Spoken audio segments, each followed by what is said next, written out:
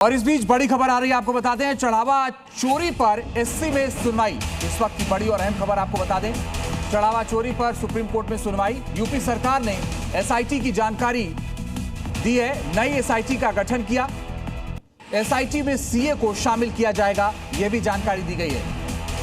500 से 1000 के नोट चंदे में दिए गए, लोगों ने चंदे में 1000 के नोट दिए, ये कहा है वकील ने।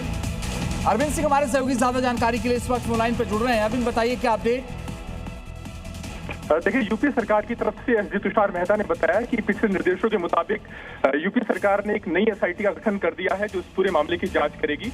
और ये भी बताया गया कि उस एसआईटी में कौन कौन शामिल होंगे। कोर्ट ने एसआईटी के गठन पर संतोष जाहिर किया है।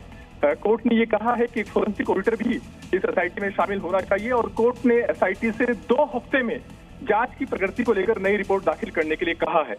कोर्ट ने याचिकाकर्ताओं को आश्वस्त किया है कि इस मामले की स्वतंत्र निष्पक्ष जांच हो, यह सुनिश्चित करने के लिए हम कदम उठाएंगे और हम लगातार इस मामले की आगे मॉनिटरिंग करेंगे। 2 हफ्ते के बाद सुप्रीम कोर्ट में आगे इस मामले को लेकर के सुनवाई होगी।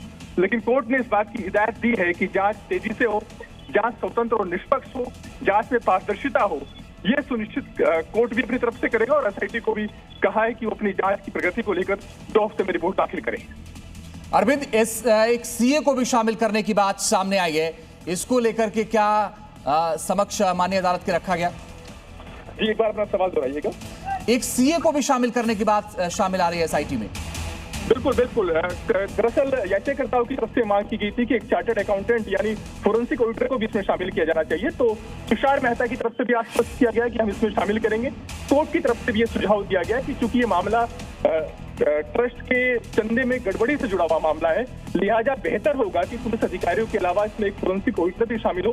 सरकार कोर्ट के सुझाव से सहमत है और एसआईटी में फोरेंसिक ऑडिटर भी शामिल किया जाएगा। ये सरकार की तरफ से कोर्ट को आश्वस्त किया गया है। अरविंद, एक बड़ी बात यह है कि 500 रुपए और 1000 के नोट चंदे में आए, ये भी सरकार की तरफ से बताया गया है। इसके अलावा अगर ये समझना हो कि क्या और हिदायत दी है माननीय अदालत ने।